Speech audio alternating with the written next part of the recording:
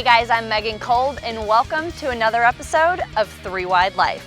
This week on 3 Wide Life, we have NASCAR superstar Joey Logano. While Joey's name has quickly become one of the most popular names in NASCAR, his career is really just getting started. But let's take it back to the beginning, when Joey first started racing. He grew up in a family that had zero background in the sport. So how did Joey even get to where he is today? All right, Joey, so take me back to your first childhood memory of when you were first exposed to racing. What stands out as your first exposure? It's hard to say because it's always been racing for me. Like since I was little, like I had the Matchbox cars. I was just like, that's what I loved. And it's funny you bring this up because we just had Christmas and all, and I was at my parents' house and we were going through home videos and stuff of Christmases in the past, and I got a go-kart one time for Christmas, and it was just hilarious because I was totally psyched. And I'm driving it through the yard and wide open. It was hilarious too. It was so funny to watch. But I guess that's kind of the first time I really got to drive something. So it was kind of cool to get to see stuff like that. But really, racing's just always been there for me.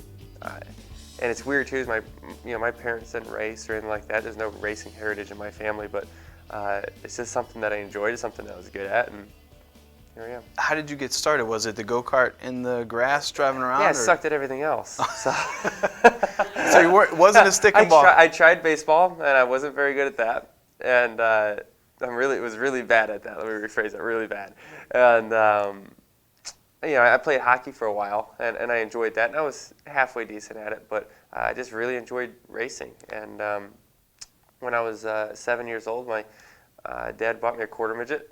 And we went out to the track and started playing around, and it was funny too because he didn't know nothing about race cars, and I'm 7 years old. I don't know which way's up, so the two of us kind of learning together as we moved up through the ranks and learning about race cars and what racing is and how things work in the sport was kind of fun. So Dad was the crew chief in the beginning. Oh yeah. And you guys made it through. Oh, we made it through. It was fun, but we had a lot of help along the way. Obviously, asking a lot of questions from people and all. But the quarter midget days when we first started was fun because you're going up against people who have done this for a while. We're in the cars or in the racing before that, and here we are like, sure, yeah, put some air in it. Yeah, put some air in the tires. That looks good. We're kicking the tires before we go out, and it's just funny to see how we've progressed and changed over the years. A lot of guys go the go-kart route, and I know you've driven go-karts now as a part of some cool things you've been able to do. Would you suggest the quarter midget route as a starting point for young drivers? I would. There's a lot of different ways to start. I did the Bandoleros, I did the Legends cars also. The quarter midgets I started because you're able to race those really young, which you are go-karts also. Sure. My mom picked quarter midgets because they have a roll cage and a seatbelt in them. That's really the only difference between those and an actual go-kart. They got suspension on them too, so that part's a little bit different too. But either way, when you're that young, you just have fun racing, whatever you get to race. It doesn't really. I don't think one teaches you more skills than the other that will help you further on in your career. I think just being behind a car, really anything that you're able to push to its limits and race is a good thing for your future, I guess, if you wanted to be a race car driver. So you said having fun. You're young, you're having fun, you're going out there racing. When did you have that aha moment where you were like, man, I'm actually pretty good at this. I could probably make a career out of this. When did it go from a hobby to potential? When you're 7, right, and you first start racing, people ask you what you want to be when you grow up, right? So like that's at any point, like you want to be a doctor, you want to be an astronaut. I wanted to be a race car driver, and because I got to race on the weekends with my family and have a good time. So that aha moment I never really had, because that was when I was little and I had that childhood dream of being a race car driver. It just stayed like that. It never changed. It was always like that. So I guess I never really had that moment. I just kept continuing with my childhood dream and just kept going with it. Do you think that's led to you being successful? You just kind of always focusing on, I am a race car driver, I will be a race car driver, and it never really deviated from that? Like you never had a plan B or C? Yeah, I'm banking on this, yeah.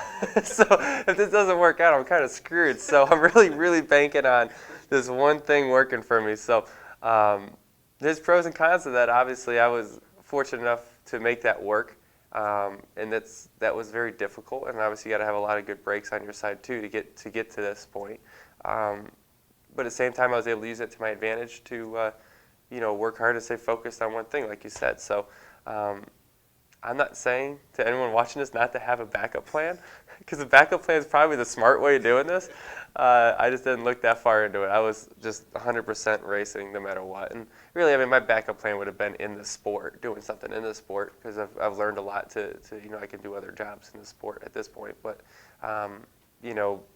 as a kid growing up, that was it. Other things in the sport, you've got friends in the sport. Have you ever jumped up and spotted? Have you ever tried to crew chief a car or driver coach or anything like that? I tried spotting my friends a few times. They've crashed every time I spotted them, so it's not. I don't understand it because I feel like I'm decent at it. I spotted my buddy Coleman Presley a few times, and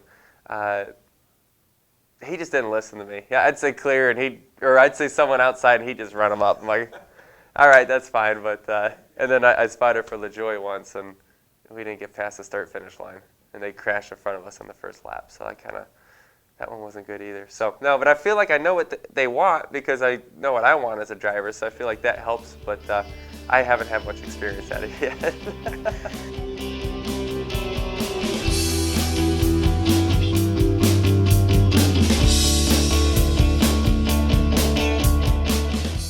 Joey Logano climbed the ranks to the NASCAR Sprint Cup Series at a fast pace. Mike Garrity sits down with Joey to ask him a few tough questions. Did he move up to the Cup Series too fast? Should he have stayed the Nationwide Series longer? Or would he have done anything different at all? All right, fast forward a bunch. Running Nationwide, and you're winning races, okay? And you are posed with a pretty impossible situation, okay? A Home Depot car becomes available. Coach Joe wants you to move up. Home Depot wants you to move up. You're a successful Cup driver now, okay? But looking back, were you rushed? Do you think you would have benefited from a couple more years in Nationwide, maybe some part-time Cup stuff and more testing? Or were you ready? Oh no, I was far from ready. Far from ready. I think everyone's seen that. As we progressed and as I progressed into my career, especially here at Penske racing now, for a lot of reasons I wasn't ready. The maturity level of an 18-year-old kid is nowhere near ready to be out there with the big boys in the Cup Series. So you got to, one, mature a little bit. Two, I had a half a year of Nationwide. Half a year. And granted, I'm 18 years old at the time, and they give me the ride to drive this 20 car. Heck yeah, I'm going to take it. And you know what? If they gave me the same opportunity today, I would do it again. I don't regret it at all because it's an amazing opportunity that you have to take. But at the same time, I thought I was ready at that point. Now, looking back at it, I would know I'm not ready. But having that seat time in those cars on the bigger tracks, racing against Cup guys that race in the Nationwide Series, that's a good thing for that series. For kids growing up and wanting to become race car drivers in the Nationwide Series, to want to get to the Sprint Cup Series, having those Cup guys in that and being able to race against them and learn what they're doing, I think helps them a lot and helps them progress into the Sprint Cup Series because you're only good as the people you're racing against. I realized pretty quick when I got to the Sprint Cup Series that these guys are really, really good, and it made me a lot better. If I raced against people that were as good as me at that time, I would never get any better. So no, I wasn't ready, but after a few years of Cup, it progressed my learning curve really fast. What was the most shocking thing when you moved up to Cup full-time? Was it the closeness in speeds? Was it the way guys raced? Was it the media obligations? What shocked you the most? Yeah. All of it? All of it. The media obligations and all that stuff really wasn't a big deal. That's not as big of a deal as everyone makes it to be. That part's easy. On the racetrack, the competition, that's where it's tough because you're racing against guys that were very successful in their series as they grew up. So I won a lot in late models or K&N East, whatever it was. Those guys were just as good, and now we're all racing against each other in one race. With all of us have very good equipment at this point. The elite drivers have elite equipment. So you got to look deep inside yourself to figure out what is going to make you that little bit better. and I didn't even know where to start. I was like, well, I don't even know where I need to make myself better. So I took some time. You figure out, okay, I need to be better at this. You make a list, get better at this, this, and this, and work on it. And then, when you get somewhere with that, then you look for the next thing, because that's what everyone's doing. The guys that are out there winning championships and winning races consistently and running in the top 5 or top 10 are working very, very hard, because we all have talent. The talent thing, we all have plenty of talent driving a race car, but you got to be able to find that extra little bit that's going to make you better than the next guy. Do you still make a list? Yeah, yep. It's funny you bring that up, because Todd Gordon, my crew chief, we sat down before Christmas. We said, over the holidays, make a list of 3 things that I thought my crew chief needed to get better at, and 3 things that I thought I need to get better at, and we shared them with each other. And that's important. Having that communication between a driver and a crew chief is very important to have that, and to be open enough to I tell him something and he's going to tell me something, and he's not going to get mad with what I tell him, and I'm not going to get mad at what he tells me. So that's important to have that open lines of communication, that you can help each other succeed, help each other in certain areas.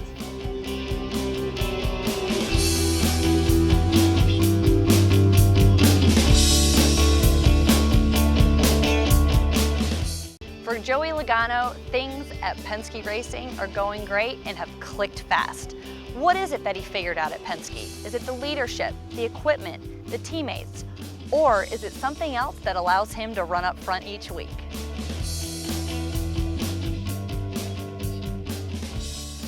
You're at the 20 car. The last year was a struggle, okay? Kenseth, his last year was a struggle at Roush. Take it a year further, Kenseth goes to that 20 car, does really well. You come to this team, do really well. Neither of you guys changed your driving style or remembered or forgot something over the off season. What has it been about your situation over here that's made you perform at that level? Is it just the relationship with the crew chief? Is it the people you're surrounded with? Is it the cars? What's different? It's a lot of things, but there's something to be said about a fresh start. And I think Matt could probably agree with this. I haven't talked to him about it, but I'm sure he could probably agree with just having a fresh start. You come in, with a lot of energy, as almost a new person. You come in, here's what I know. Here's, as a driver, here's what I can do. And you gotta, you want to prove yourself to your new team. Not that you weren't trying before, but it's just having that new start. You have a bunch of new people. You got a clean slate. You can build yourself into what you want to be. There's no history, you know what I mean? So you starting clean, and I think there's something to be said for that. As you're building off a strong foundation now to go off. So obviously both of us came from good teams, and we both went to good teams. So that big jump is kind of like, wow, where did that come from? I think from both of us, but I think that's one thing that points out, and obviously being keyed up with the same people, or with good people that work with you the way you need to, whether it's on or off the racetrack, that communication. I think all that's very important to have, and I'd say that's probably the biggest reason why I stepped out. And obviously both teams have been fast this year. I think if you look at Gibbs in general, their cars were fast this year. Look at Penske Racing, our cars were fast also. So we went to 2 good teams, and we had a fresh start, a clean slate, and we went from there. So 2014 isn't a fresh start, but you've got a lot of momentum. You made the chase, you had a great showing, you have a year of experience with all the guys and the cars and with everything. You know which doors to walk in and out of in the shop. That's important. You can find your hauler now. On this story, so that's important. No, last year, not just in the 22 team itself, it wasn't just the driver that was new. We had a new engineer. We had a new car chief. We had a new shot guy. We had a new spotter. It was a new team in general. Everyone working together. That's all new. Having a solid season last year, a good season, not great. Great's winning a championship. Good is 8th place.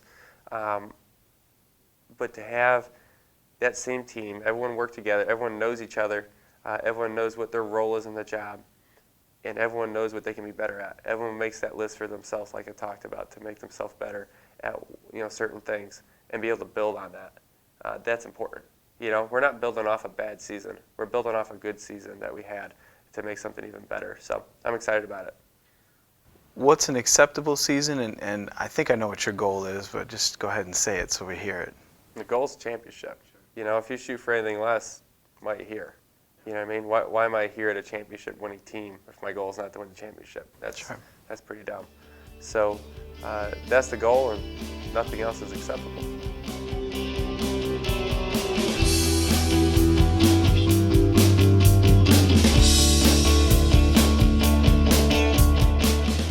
Joey Logano has been presented a lot of opportunities throughout his career, but that also comes with a lot of pressure. How does Joey handle all of the stress, and is the pressure ever too much?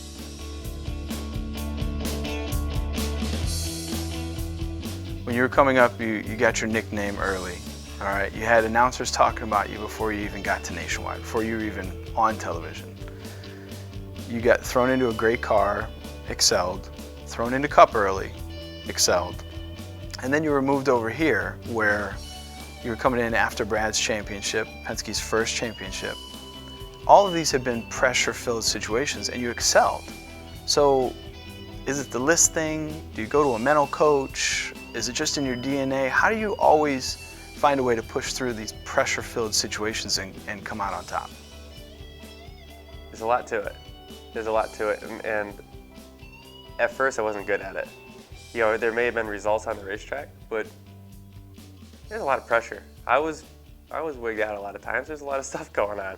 You know, there's a lot on your plate, and a lot of people relying on you. You know, as you look at it and say, man, there's people's livelihoods relying on me.